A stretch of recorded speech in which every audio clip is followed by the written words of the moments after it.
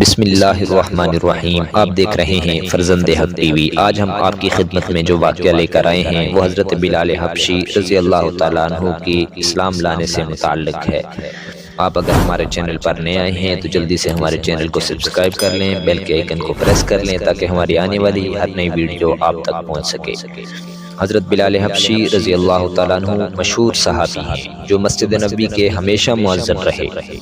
شروع میں ایک کافر کے غلام تھے، اسلام لے آئے جس کی وجہ سے طرح طرح کی تکلیفیں دی جانے لگی۔ امیہ بن خلف جو مسلمانوں کا سخت دشمن تھا، ان کو سخت گرمی میں دوپہر کے وقت تپتی ریت پر لٹاتا اور سینے کے اوپر ایک پتھر رکھ دیتا تاکہ وہ حرکت نہ کر سکیں، اور کہتا کہ یا اسی حال میں مر جائیں اور زندگی چاہتے ہیں تو اسلام سے ہٹ جائیں۔ مگر وہ اس حالت میں بھی احد احد کہتے، یعنی معبود ایک ہی ہے اور وہ ہے اللہ۔ رات کو زنجیروں میں باندھ کر کوڑے لگائے جاتے اور اگلے دن انہی زخموں کو گرم زمین پر ڈال کر اور زیادہ زخمی کیا جاتا تاکہ بے قرار ہو کر اسلام سے پھر جاویں یا تڑپ تڑپ کر مر جائیں۔ عذاب دینے والے اکتا جاتے، کبھی ابو جہل کا نمبر آتا، کبھی امیہ بن خلف کا اور کبھی اوروں کا، اور ہر شخص اس کی کوشش کرتا کہ تکلیف دینے میں ذرا بھی دریغ نہ کرے۔ حضرت ابو بکر صدیق رضی اللہ تعالیٰ عنہ نے اس حالت میں دیکھا تو ان کو خرید کر آزاد فرما لیا۔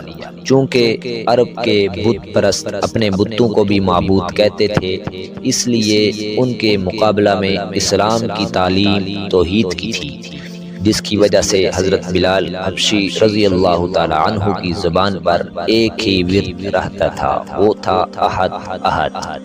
یہ تعلق اور عشق کی بات ہے۔ ہم جھوٹی محبتوں میں دیکھتے ہیں کہ جس سے محبت ہو جاتی ہے اس کا نام لینے میں لطف آتا ہے، بے فائدہ اس کے نام کو رٹا جاتا ہے، تو اللہ کی محبت کا کیا کہنا جو دین اور دنیا دونوں میں ہر جگہ کام آنے والی ہے۔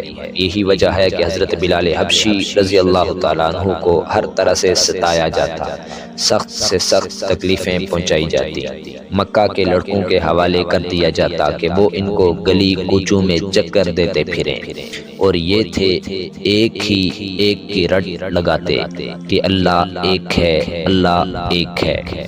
اسی کا یہ صلہ ملا کہ پھر حضور صلی اللہ علیہ وسلم کے دربار میں مؤذن بنے اور سفر حضر میں ہمیشہ اذان کی خدمت ان کے سپرد ہوئی۔ حضور صلی اللہ علیہ وسلم کے وصال کے بعد مدینہ طیبہ میں رہنا اور حضور صلی اللہ علیہ وسلم کی جگہ کو خالی دیکھنا مشکل ہو گیا، اس لیے ارادہ کیا کہ اپنی زندگی کے جو دن ہیں وہ جہاد میں گزار دوں، اس لیے جہاد میں شرکت کی نیت سے چل دیے۔ ایک عرصہ تک مدینہ منورہ نہ لوٹے۔ ایک مرتبہ حضور صلی اللہ علیہ وسلم کی خواب میں زیارت کی۔ حضور صلی اللہ علیہ وسلم نے فرمایا، بلال یہ کیا ظلم ہے، ہمارے پاس کبھی نہیں آتے، تو آنکھ کھلنے پر مدینہ طیبہ حاضر ہوئے۔ حضرت حسن و حسین رضی اللہ تعالی عنہ نے اذان کی فرمائش کی۔ لاڈلوں کی فرمائش ایسی نہیں تھی کہ انکار کی گنجائش ہوتی۔ اذان کہنا شروع کی اور مدینہ میں حضور صلی اللہ علیہ وسلم کے زمانہ کی اذان کانوں میں پڑھنا ہی تھی کہ کوہرام مچ گیا۔ عورتیں تک گھروں سے روتی ہوئی نکل پڑیں۔ چند روز قیام کے بعد واپس ہجری میں 20 ہجری کے قریب دمشق میں وصال ہوا۔